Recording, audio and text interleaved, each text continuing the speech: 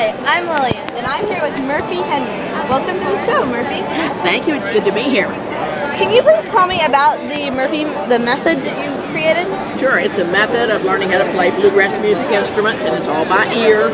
So you never read any music, you never read any tablature. It's a step-by-step process where I describe in little tiny pieces how to play the banjo, and we do the same thing for the fiddle and the mandolin. So bluegrass music is a by-ear music anyhow.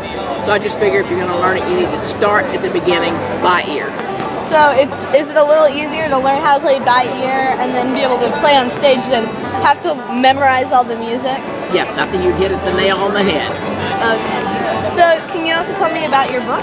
Yes, the book I wrote is called Pretty Good for a Girl, Women in Bluegrass, and it is a history of women in bluegrass. In the past, until the book came out, there were not a lot of stories about women that were contained in any of the history books, and I thought that was a glaring omission. And I thought I needed to do something about it, so I did 10 years of research and writing and came out with a book. So 10 years is a lot of years. So what inspired you just to do 10 years of research? It was sort of a long process. I've been playing music, bluegrass music, for about 40 years. So I often felt like I was the only woman playing, which was incorrect. That's just how I felt. There were always women around.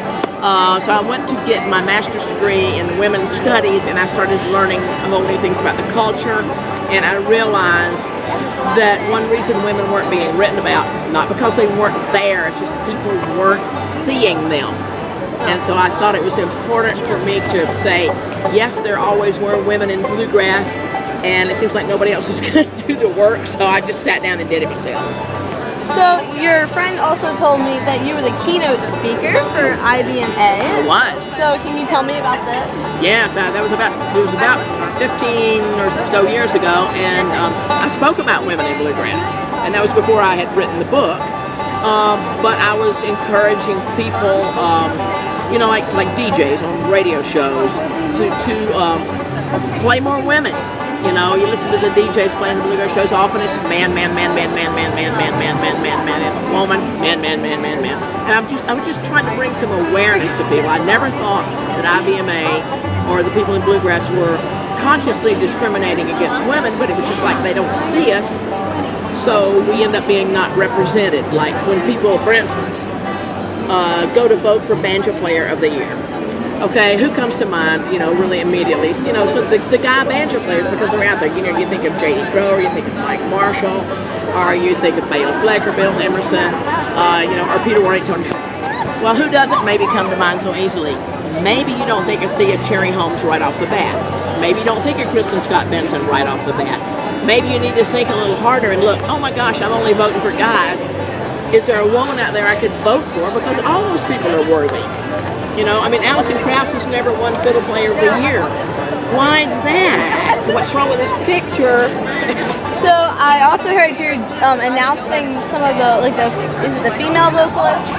Yeah, I'll be giving that award out at the award show. Can you tell us who it is, or have you? No, I don't know. It's really true. The envelope, they give you an envelope and it'll have the name in it, and I'll open it up and say the award goes to. And then I'll know as soon as you will. Okay, so you can't give us stuff. Yeah, no, good try though. So is there anything else you'd like to tell our listeners? I would say, if you're a woman that's listening to this podcast, you have any doubts about your ability to play bluegrass music, let go of them. You can do it as well or as better than any of the guys. And if any guys are listening to the podcast, just open your awareness to women and be more accepting of them, because they're as good a players as you are. So thanks for being on the show. You're most welcome. I enjoyed it. As Murphy said, women and men are capable of playing bluegrass music. Whether you're a girl or a boy, I hope you enjoyed listening to I Had to Ask.